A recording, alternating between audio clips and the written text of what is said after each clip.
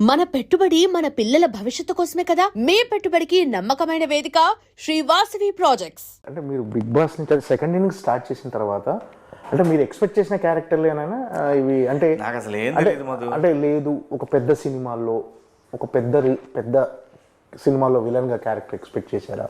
అంటే ఇప్పుడు ఒక మీడియం రేంజ్ సినిమాలు చేసుకుంటూ వస్తున్నారు. ఇక్కడ పెద్ద సినిమాల్లో ఎక్స్పెక్ట్ చేయడానికి ఏంటంటే మధు, పెద్ద సినిమాల్లో క్యారెక్టర్లు ఎక్స్పెక్ట్ చేయడానికి ఏవేవో అడ్డొస్తుంటాయేమో అని నాకు ఒక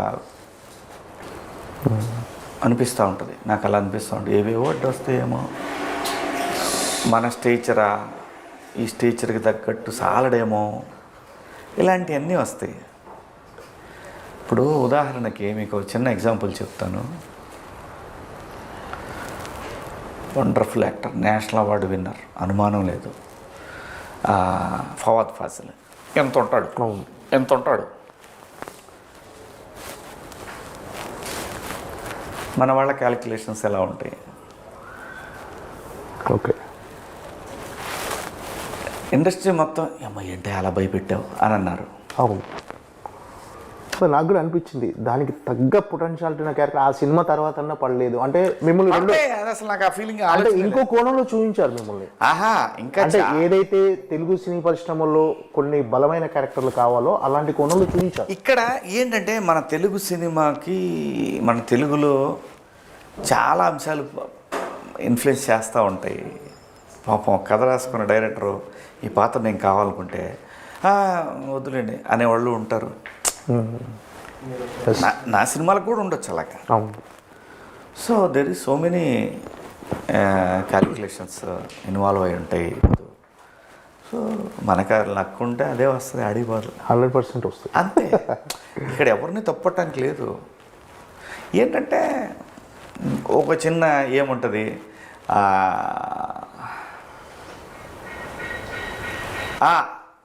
ఏముందిలే అబ్బా, ఇదే అతనైతే మళ్ళీ మన భాష కాదు, మన కథ కాదు అలా అని చెప్పి వద్దని కాదు. డెఫినెట్గా అందరం అన్ని భాషల్లో చేయాలి, అనుమానమే లేదు. చేయగలిగిన వాళ్ళు ఉన్నా కూడా ఏదో సమ్ ఈగోసో, సమ్ క్యాలిక్యులేషన్సో, లేదంటే ఈ అదృష్టం వాడికి పట్టి ఉందో, మనకు ఆ పాత్రకి రావాల్సిన అదృష్టం లేదో, ఏదో ఒకటి ఇన్వాల్వ్ అయి ఉంటాయి అంతే. దాని గురించి ఎక్కువ ఆలోచించడం కూడా అనవసరం. హాయిగా మనకు ఉన్నాయి చేసుకుంటా పోవటమే. కోట శ్రీనివాసరావు గారు కూడా ఇది ఎప్పుడు కంప్లైంట్ చేస్తుండేవాడు. మన ఇది కంప్లైంట్ కాదు, నేనైతే కంప్లైంట్ చేయను. మీరు కంప్లైంట్ కాదు, మనం ఎవరి అదృష్టాన్ని మనం తీసేయలేం. నీకు తెలుసు మన పుష్ప విషయంలో అది నేను పొద్దున్నే వెళ్ళాలి, నన్ను అడిగారు, నేను పొద్దున్నే వెళ్ళాలి. ఓకే, కానీ ఆ క్యారెక్టర్ ఇంకొకళ్ళు వరించింది. ఓకే, చెప్పలేము ఎక్కడ ఏ యాంగిల్లో అతను బాగుంటాడేమో అని. తప్పేం కాదు. సో అదంతా కూడా ఇంత లక్ కూడా ఉండాలి అబ్బాయి. ఓకే, అది ఆ లక్ లేదంటారా మీకు? లేకపోతే ఇవన్నీ ఇప్పుడు ఎలా చేస్తున్నాం, వస్తుంది అయ్యే వస్తాయి. అసలు ఇవన్నీ ఆలోచించకూడదు. అసలు మీరు పట్టించుకోరా? అదే అస్సలు టేక్ ఇట్ ఈజీ, అస్సలు పట్టించుకోను నేను. నాకు అనిపించింది నేను మాట్లాడతా, పొరపాటు అని ఎవరిని ఫీల్ అయినా సారీ అండి, నేను నా ఉద్దేశం అది కాదని నేను ఎక్స్ప్లెయిన్ చేస్తాం, అంతవరకే. మనకు రాలేదే అబ్బో ఇవన్నీ నా వల్ల కాదు. Okay, go with the flow. Okay, అంటే అప్పటికి ఇప్పటికి సినిమా ఇండస్ట్రీ బాగా మారిపోయింది. ఏం మారలేదా? ఏమి మారలే, అన్ని అబద్ధాలు ఇవన్నీ. ఓకే, మార్పే లేదు. అంటే సినిమా మార్కెట్ స్థాయి, టెక్నాలజీ మారింది, మార్కెట్ మారింది, అంతే తప్ప సినిమా కూడా మారిపోయినాయి కదా. రెమ్యునేషన్లు, బడ్జెట్లు అన్ని మారిపోయినాయి. ఏం మారలా. బంగారం చిన్నప్పుడు ఎంత ఉంది అబ్బాయి? 6,000 ఉంది. ఇప్పుడు నా పెళ్ళప్పుడు 6,000. ఇప్పుడు ఎంత ఉంది? 1,35,000 ఉంది ఈరోజు. బంగారం ఎందుకు మారింది? అదే మార్పు అనేది ప్రతి అంశంలో ఉంటానే ఉంటుంది అబ్బాయి. నేను వచ్చినప్పుడు ఏసీఎస్ ముందు ఫిలిం నగర్లో గజం 2,000 రూపాయలు, 3 లక్షలు. ఇప్పుడు ఎలా ఉంటుందంటే, నేను చిన్నప్పుడు ₹1.5 ఇచ్చారు, ఇప్పుడు ఎందుకు నేల టికెట్ ₹1, ఇప్పుడు ఎందుకు 50 రూపాయలు అంటారంటే, అది చిన్నప్పుడు. అప్పుడు మీ నాన్న ఉద్యోగం 300 రూపాయలు శాలరీ, ఇప్పుడు మీ నాన్నకు 12,000. ప్రతిదీ మారుతా పోతుంటుంది.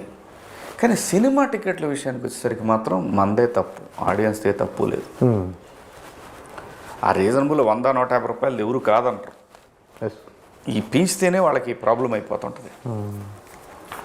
అంటే మీరు అంటే సినిమా ఇండస్ట్రీ కొంచెం గ్యాప్ ఇచ్చారు కదన్నా, ఈ గ్యాప్లో మీరు రియల్ ఎస్టేట్ బాగా చేసేవాళ్ళంటే కదా. రియల్ ఎస్టేట్ బాగున్నప్పుడు చేసిన, బాగాలేనప్పుడు చేసిన, ఎప్పుడు అదే నాకు అన్నం పెట్టింది. అదే నాకు అన్నం పెట్టింది. లేకపోతే నేను నా ఫ్యామిలీ నన్ను వదిలేసిపోయేవాళ్ళు. మరి అంతే కదా.